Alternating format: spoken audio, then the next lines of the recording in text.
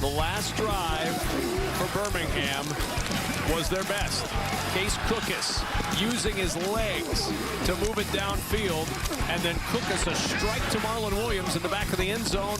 Plus they needed the 2, and they got it. Jay Sternberger's first touch of the night turns into a 2-point try that is successful, and we are headed to the overtime shootout. Best of 3, alternating attempts to score from the 5-yard line. Successful scoring attempt results in 2 points. If it's tied after 3 rounds, it's sudden death to decide the winner. So this will happen fast. Here we go. Here we go. Hey, ace right, F fly, 65 steady, Converse, X whatever, home money, ready? About that, your first start for both teams. QBs in overtime. This is where you got to trust yourself, trust your preparation, trust your eyes, and cut this ball loose. First try for Memphis. And it's batted away. Flag. And a flag is thrown. Dre Harper on the coverage. Got a penalty. 36. Pass interference. Defense number 36. Will only place at the 1-yard line. Memphis will now get another. And he set up the fade on the outside and then ripped across his face. Same thing, that backside hand, that left hand on the left arm, turning the body. Run the 1. We're good. You got to trade in those gloves to match the uniform color of the other team. What do you like throwing down there? But this one, now that you moved closer to the goal line, this is your chance. You can potentially run this ball. Run games alive. You've got Deneric Prince back there, who's been very effective on the ground tonight, almost 5 yards per carry. Corner. First try again for Memphis. And the overtime shootout. Pressure, Wynn in trouble. Eludes the rush, now throws, batted down, incomplete. Wynn took a big shot. Tizino nailed him. Number 31. Is that a penalty? And a flag is down. My flag out. So that's the second one. So it's good. Yeah. Yeah, it's a score. Yeah. It's a score. Yes. Right.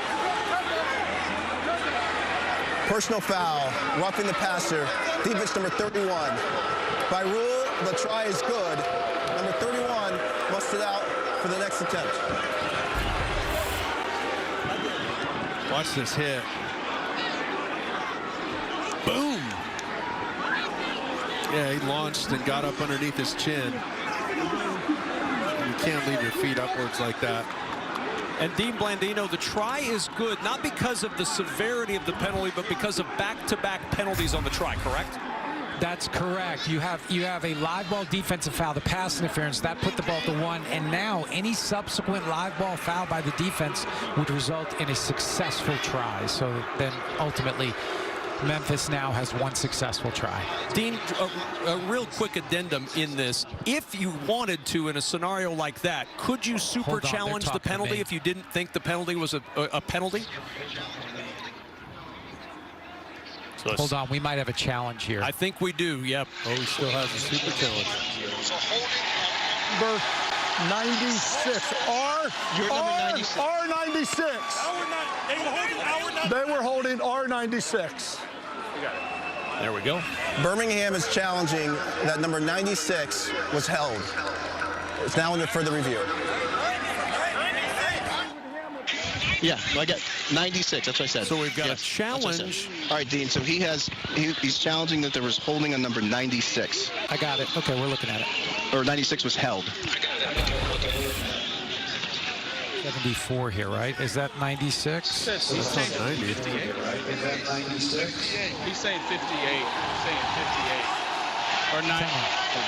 He said 96, so we're done. Right? We're not changing it. He said 96 got held, correct? Is that what he said? Yeah, he told me 96. 96. There's no holding on 96. The challenge is 1-6 successful.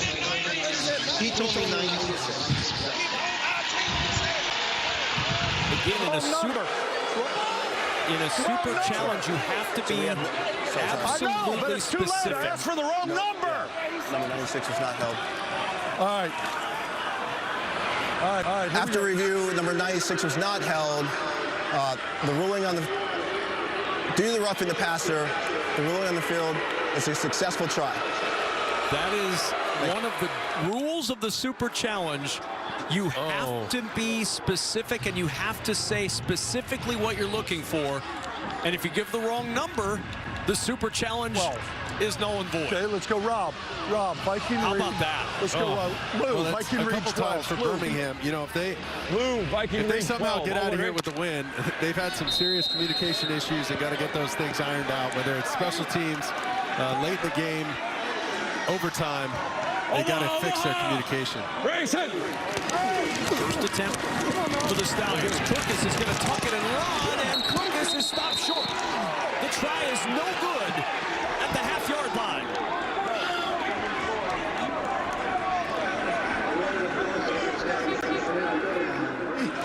D, you're up! D, you're up! D! Well, he just decided to tuck it again. It's that similar play, Kevin. They're running routes on the outside, blocking for quarterback draw. And if Cookus doesn't like the look, he's just going to tuck it and go, clearly short of the goal line. And you see Dresser Wynn excited to get back out there.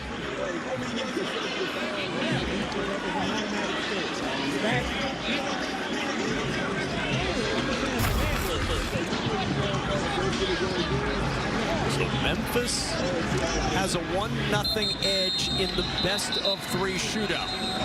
So Birmingham, without a stop here, would have to get both of theirs to push it into sudden death.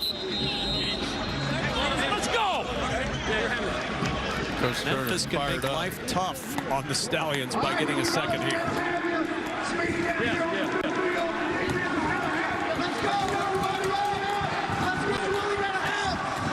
Hey, 54, you're good.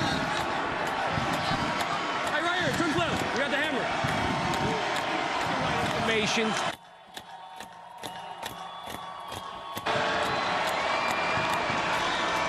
Hey, you good on that? Trip flip. No, trip. It's F-flop. Yeah. Hey, you're on the ball. So attempt 2 of 3 for Memphis. By rule, number 31 has to sit out this play. So they put that's Tizino right. back on the field, but because of the penalty, Tizino cannot be on the field for this try. They should have given him jersey number 96. Challenge holding. It's 31 after the pass. You got to go. Get him a play. Let's go. It's not a timeout. It's not a timeout.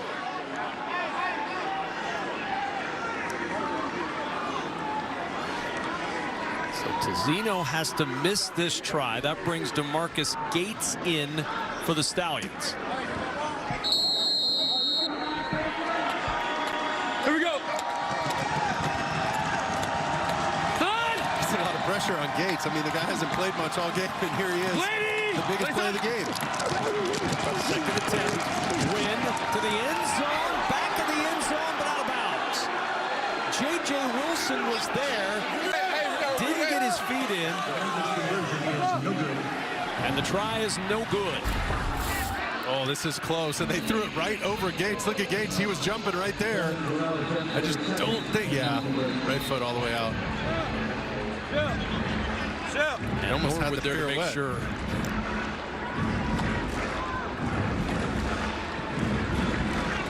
So now Birmingham gets the stop they needed, Mark, and so now up to Case Cookus to try to even up the shootout.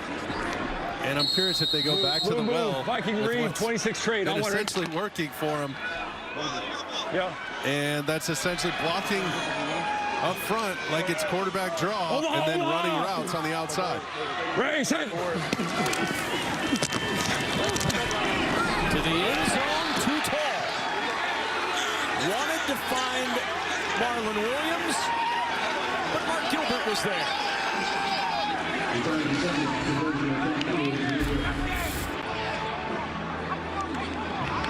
Was just going to get physical at the top of the route, and they tried to run something similar to what they scored on to Marlon Williams and basically flipped it.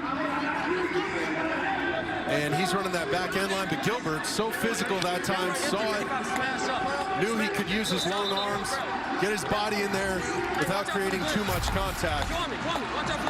Well done by Gilbert to negate the attempt. And now Dresser Wynn, in his first professional start, can win it with a conversion here from the 5-yard line. McVay talked about his game demeanor. This is one way to instill confidence in your teammates for the rest of the year. Wynn, with pressure coming, throws for the end zone. It is caught.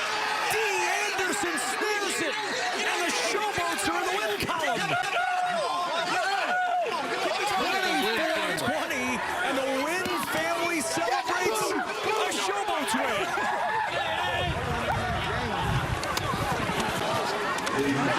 Conversion for Memphis is good. And the Stallions stunned at home as Dresser Wynn leads Memphis to an overtime win. How about that? He put some serious heat on that ball, Kevin. That's a tight window throw. And that's exactly what Coach McVay was talking about. He loved his arm. He's got a smooth stroke and that in-game demeanor. And Jenny Taft's on the field with Dresser Wynn. I mean, can we talk about the emotion of an overtime win like that, Dresser? This was unbelievable for Memphis to finally get their first win of the season, and you did it in about the most stressful way possible. Take me through the emotion of it. Yeah, I'd rather not do it that way, but glad to come out and get the win. I'm glad for the way we fought, you know what I'm saying? So there was a lot going on there at the end. To be honest with you, I didn't exactly know the rule. Like, I thought once you stopped them, you're fine, but I'm just glad to get the win, and it was good. It was good for our guys. In fairness, there were a lot of people who were questioning how that all would end. Just the culture of this team. Look, there's been a lot of adversity that Memphis has faced, but you get the win, and there was never a doubt that you guys were going to keep fighting. What can you tell me about where we can see this team go from here? Yeah, so first and foremost, it says a lot about the guys to be able to go 0-4, you're getting beat up every week, and then to be able to stick in a ball game like this, even when we probably had them early, offense sputtered there for a second, but for us to stay in it, it says a lot about the guys we have on this team, so I'm excited. Now, I talked to you before the game. We talked about your family here and how special it was to see them. They were emotional watching you win it this way. How emotional was it for you to be getting this win, this pro start, and you waited a long time for the moment? Yeah, a lot of emotions. I feel them right now, but like I said, just happy for the guys. This is a team win. This isn't anything about me. I'm just lucky to be the quarterback doing it. So I'm proud for our guys, and I'm looking forward to what we got coming next. Congratulations. Thank you so much. Appreciate you. Thank you. Let's go back to the play one more time, Mark Sanchez. Dresser Wynn leading Memphis to the victory in Birmingham in overtime. Well, he's going to start his eyes to the left, and then he's going to end up drilling a ball right here in a window to his right. And look at that. The stripe of his helmet tells the story. This guy uncovers, and his job is essentially to hold the defender in the middle, Tay Crowder. He's a middle linebacker, played for the Giants, and he used his eyes, manipulated that defender as he was watching Wynn, and threw a strike right behind him for the win. And what a win it was for the Memphis Showboats. They snapped Birmingham's nearly 2-year home winning streak with a 24-20 win in Birmingham. Don't go anywhere. We'll be right back with more post-game coverage. Memphis with their first win of the year.